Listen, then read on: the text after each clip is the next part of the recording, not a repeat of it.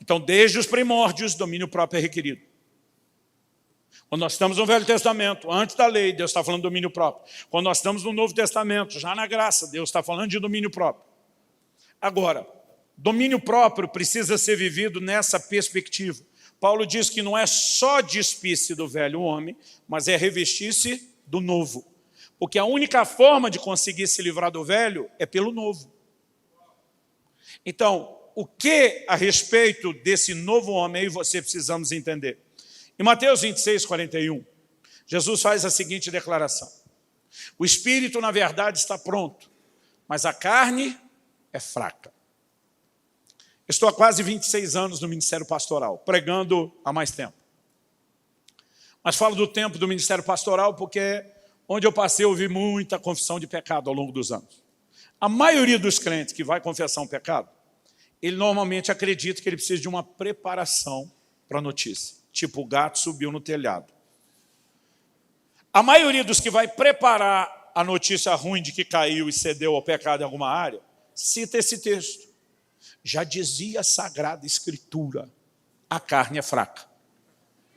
Eu, ao longo desses anos de pastorado, eu olho para alguns depois, mas no teu caso a miserável é forte, porque ela está ganhando.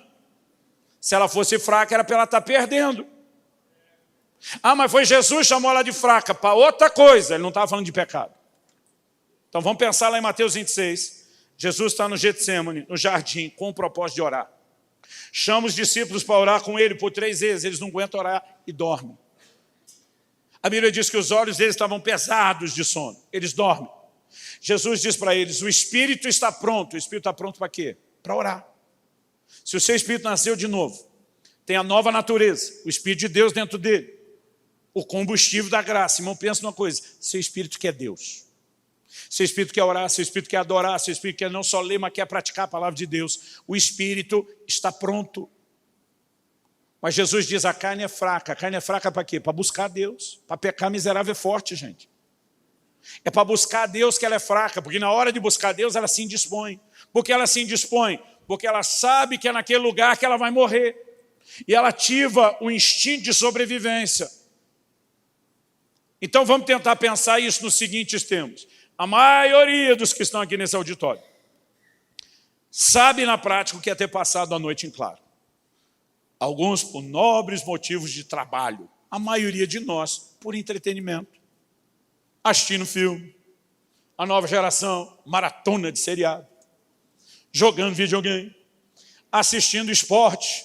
Seja corrida, futebol ou luta do outro lado do mundo. Tem gente que gosta de uma conversa, mesmo madrugada dentro. Já conheci uns crentes que amam velório, só para virar a noite conversando com alguém. Acredite ou não, é verdade o que eu estou dizendo.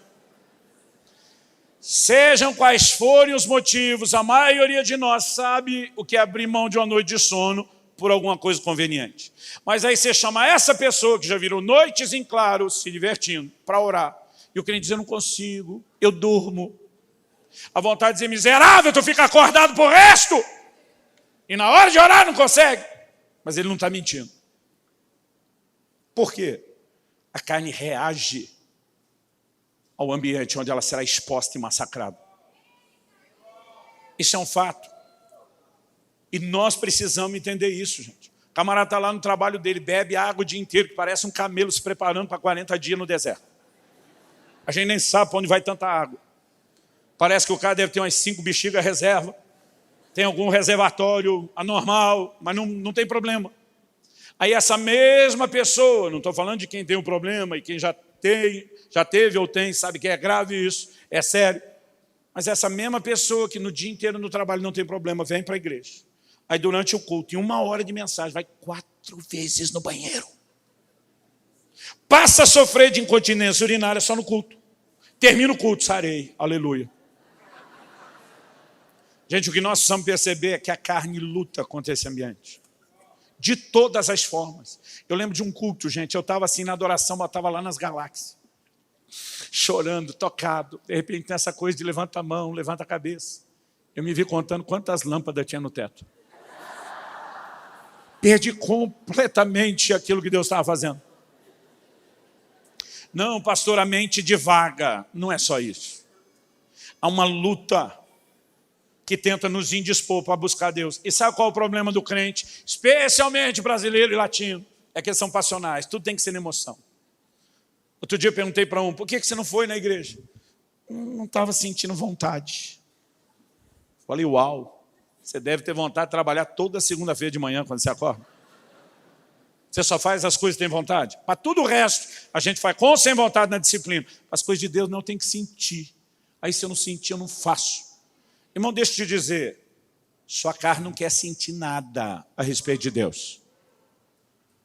A maior parte dos crentes que oram vão te dizer que a primeira meia hora nem aproveita, é só para matar a miserável da carne. É difícil o tempo de oração ficar bom antes dessa primeira meia hora. Porque você tem que se livrando dessa carga toda para entrar num lugar onde seu espírito que está pronto realmente seja liberado para buscar, para encontrar Deus, para relacionar com Ele.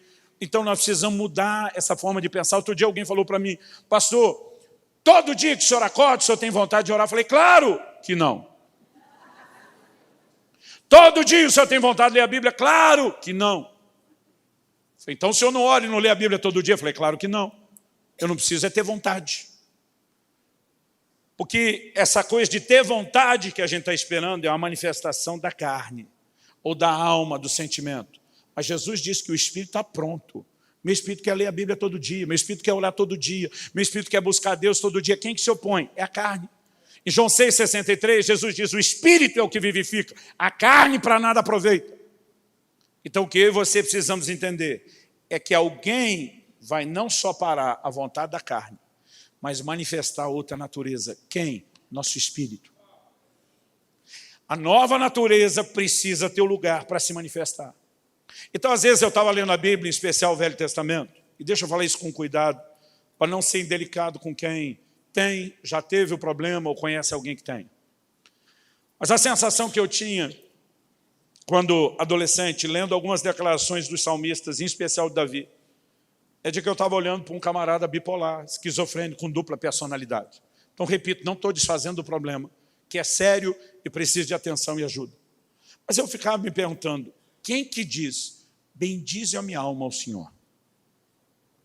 Eu dizia, Davi, explica aqui para mim, Davi. Sua alma não é você mesmo? É. Então você está falando com você mesmo? Estou. Eu falei, então você e sua alma conversam? Eu ficava tentando fragmentar personalidades para conseguir imaginar o diálogo. O que na época eu não entendia, que a Bíblia mostra que o ser humano é tripartido. Por isso que Paulo dizia, o vosso espírito e alma e corpo sejam conservados íntegros e irrepreensíveis para vir de nosso Senhor Jesus. Agora, a Bíblia diz que o espírito está pronto para buscar a Deus, que a carne é que se indispõe. Quem que vai tentar sabotar o espírito que quer Deus? A carne. O que é domínio próprio? É esse espírito que quer Deus. Subjugar essa carne, reduzi-la à escravidão, independente dela querer ou ter vontade. Então, quando o salmista está dizendo, bendize a minha alma, ele está falando com aquela parte de si alma, é não só a sede da vontade, não só da razão, mas dos sentimentos. E nós precisamos parar de acreditar que a gente tem que fazer coisa só movida de sentimento. Quando ele diz, bendize a minha alma, o Senhor está dizendo com ou sem humor, com ou sem vontade, vai adorar a Deus. Então, alguns domingos atrás, eu cheguei na madrugada do sábado a domingo de viagem, depois do fim de semana intenso e cansativo. Virei a maior parte da noite viajando, consegui ir para a cama, dormir algumas poucas horas, daqui a pouco toco o despertador, me lembrando que eu tenho que ir para a igreja no domingo de manhã. Era uma manhã daquelas cinzenta, comum em Curitiba. Chuva e aquele barulho de chuva convidativo para dormir. 3 ou 4 graus do lado de fora. Meu corpo e minha alma entraram num complô, numa conspiração, para não sair da cama. Eles decidiram, não vão para a igreja hoje não, tirando o fato de que eu sou o pastor que tinha que pregar. Quem dá um detalhe importante. Eu tenho a responsabilidade de cultuar a Deus. E na hora que eu percebo aquela trama dos dois, levanta não, você tem direito de descansar, ficar, não é só trabalho. Quando o meu espírito percebeu a conspiração dos dois, bradou, alto lá! E vocês não mandem nada aqui! E diz, alma, bendize ao Senhor.